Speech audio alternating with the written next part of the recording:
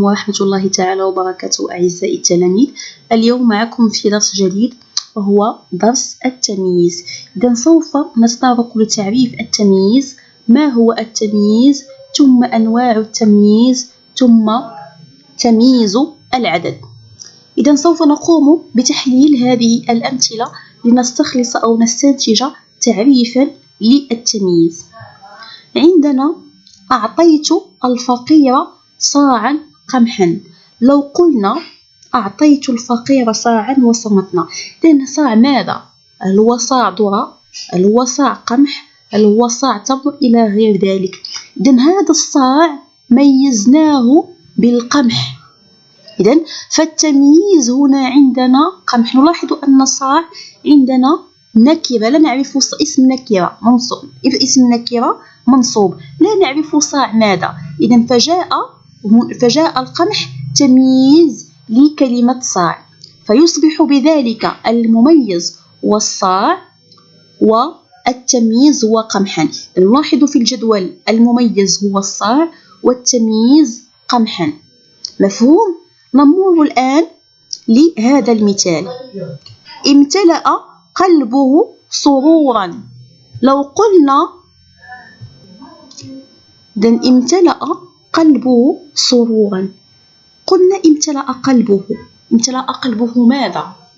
امتلأ قلبه سرورا، شوقا، ارتياحا، طمأنينة.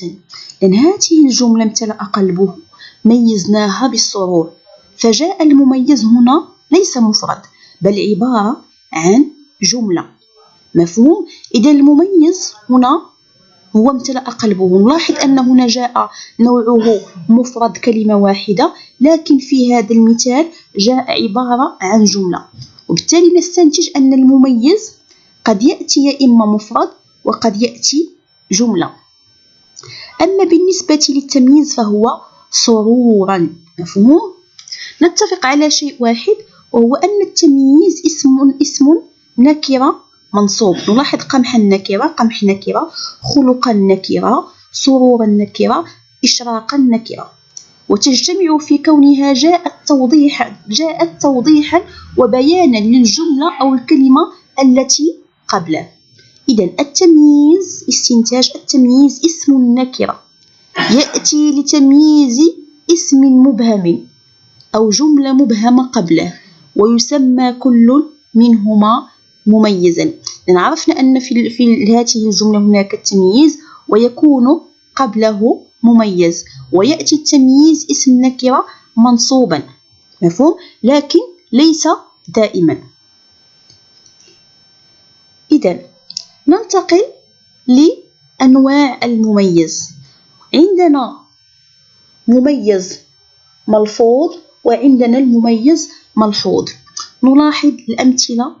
رقم 1: أعطيت الفقير صاعا قمحا. أعطيت الفقير صاع قمح. أعطيت الفقير صاعا من القمح. نلاحظ أن هنا جاء في المثال الأول، نلاحظ أنه جاء منصوبا. أما في المثال رقم 2 نلاحظ أنه جاء مجرور بالإضافة. أما في المثال الثالث فنلاحظ أنه جاء مجرور بمن. إذن النوع الأول من المميز وهو مميز ملفوظ. ما معنى المميز الملفوظ؟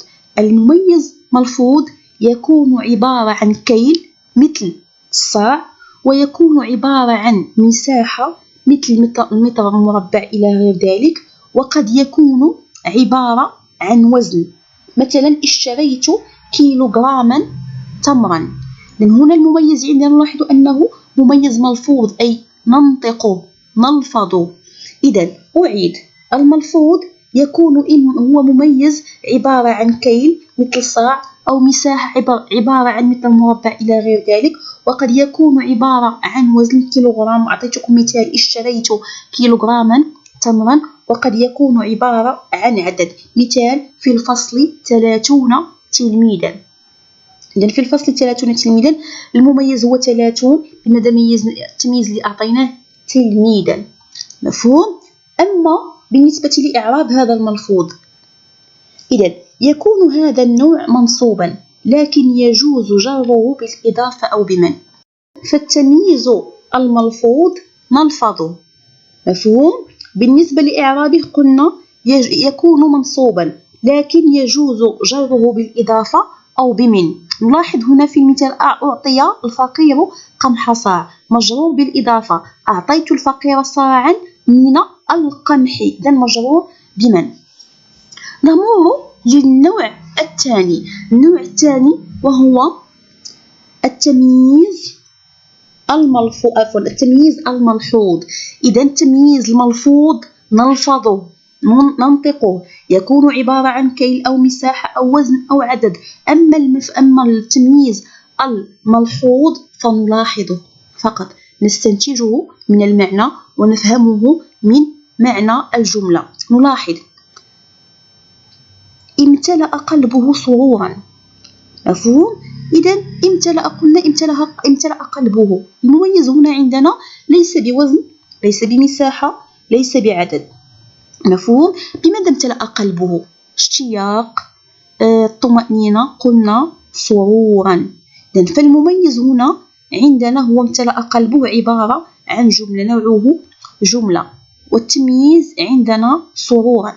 مفهوم؟ كانت أكثر إشراقا. كانت أكثر إشراقا. ما هي هذه التي كيف كانت أكثر إشراقا؟ كيف كانت أكثر ماذا؟ هل أكثر إشراقا، أكثر بريقا، أكثر حزنا؟ إذا ميزنا هذه الجملة بأنها إشراقا، فجاء هنا المميز عبارة عن جملة كانت أكثر. أما التمييز فإشراقا. إذا فقط هذا التمييز لاحظناه من معنى الجملة، غير ملفوظ كالوزن والكيل إلى غير ذلك. نلاحظ هنا عندنا تمييز، قسمنا الجدول إلى قسمين حسب أنواع التمييز. فوق عندنا التمييز الملفوظ نلفظه، أما تحت القسم الثاني فعندنا تمييز ملحوظ نلاحظه فقط من معنى الجملة. ما هي الفروق؟ نلاحظ أن في التمييز الملفوظ عندنا مفرد، نوع المميز مفرد. أما في تمييز الملحوظ فعندنا المميز جملة. وهنا عندنا منصوب. الحكم الإعرابي: تمييز الملحوظ يكون دائما منصوبا، بخلاف التمييز الملفوظ يأتي منصوبا، لكن يجوز جره بالإضافة أو بمن. سوف نقوم بقراءة هذا الاستنتاج البسيط حول أنواع التمييز. استنتاج: ينقسم المميز إلى نوعين: مميز ملفوظ وهو ما يتلفظ به في الكلام، أي ينطق به ويدل على المساحة أو الكيل أو العدد، وهذا النوع يكون تمييزه منصوبا أو مجرورا بمن أو مجرورا بالإضافة. وهنا فوق حسب، عندنا منصوب وعندنا مجرور بالإضافة وعندنا مجرور بمن حسب المثال. أما المميز الملحوظ وهو ما يتلفظ به في الكلام ولكن يفهم من الجملة، أي هذا التمييز فقط نفهمه من معنى الجملة ولا يكون ظاهرا من خلال ذكر الوزن والكيل إلى غير ذلك.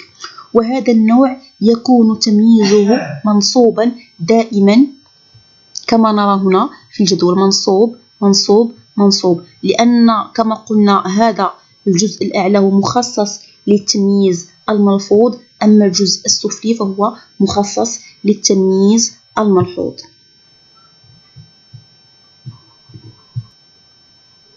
شكرا أعزائي التلاميذ على المتابعة، ونلتقي في درس قادم إن شاء الله بحول الله.